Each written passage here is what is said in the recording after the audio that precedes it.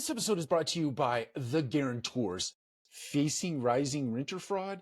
Don't let fraudulent applications compromise your financial stability. The Guarantors provide a safety net that protects your rent roll and minimizes bad debt. Why risk it?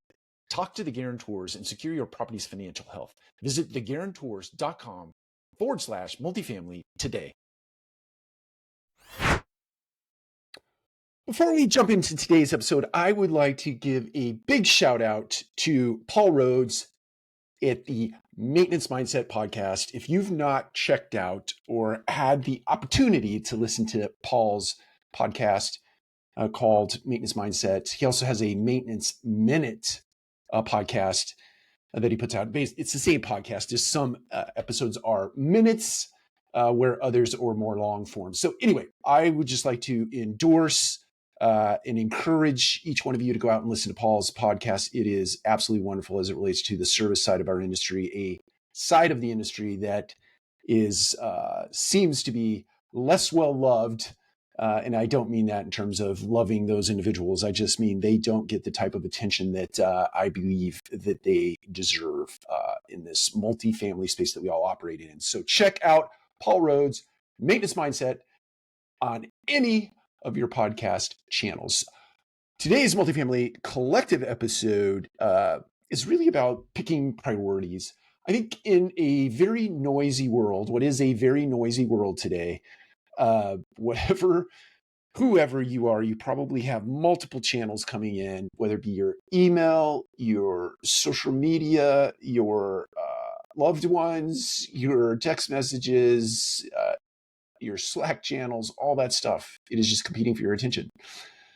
I have some recommendations for you. I went back to one of my favorite leadership authors, management authors, consultants, Peter F. Drucker. God rest his soul. He wrote extensively about picking priorities. And there are 4 things that he encourages us to pay attention to. And I would, by extension, encourage you to pay attention to when you're thinking about your priorities, when you're picking your priorities. His 4 principles are: always think about the future over the past. Think about the future over the past. So if you're picking a priority, if it influences the past, or it attempts to influence, that's kind of an oxymoron, right? If you're thinking about the past as it relates to picking a priority, stop right there, move on to the future. Second is focus on opportunities rather than problems. So there certainly are fire drills that we have to address, but don't let the fire drills, which many times churn into busy work, overshadow the opportunities that you have out in the marketplace. Always geared toward the opportunities. Third, you have to choose your own direction.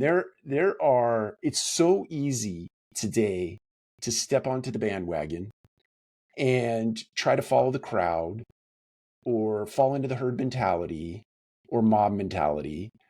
And I don't mean that in a condescending way, just you get into the herd mentality versus just picking a course, understanding that you're going to have naysayers, you're going to have people who criticize your choice to move in a direction. Pick it anyway and stick to it and move with it instead of jumping on the bandwagon.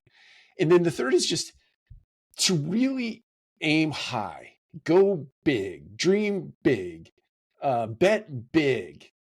Don't bet on incremental change. Now, we'll get into a whole other discussion about incremental change versus big change, but default to big change when you're thinking about priorities. Something that is really going to influence in a big way versus choosing something that is just safe or easy to do. So those are the 4. Pick something in the future over the past. Look for opportunities rather than problems. Choose your own direction and go big. Take care. We'll talk to you again soon.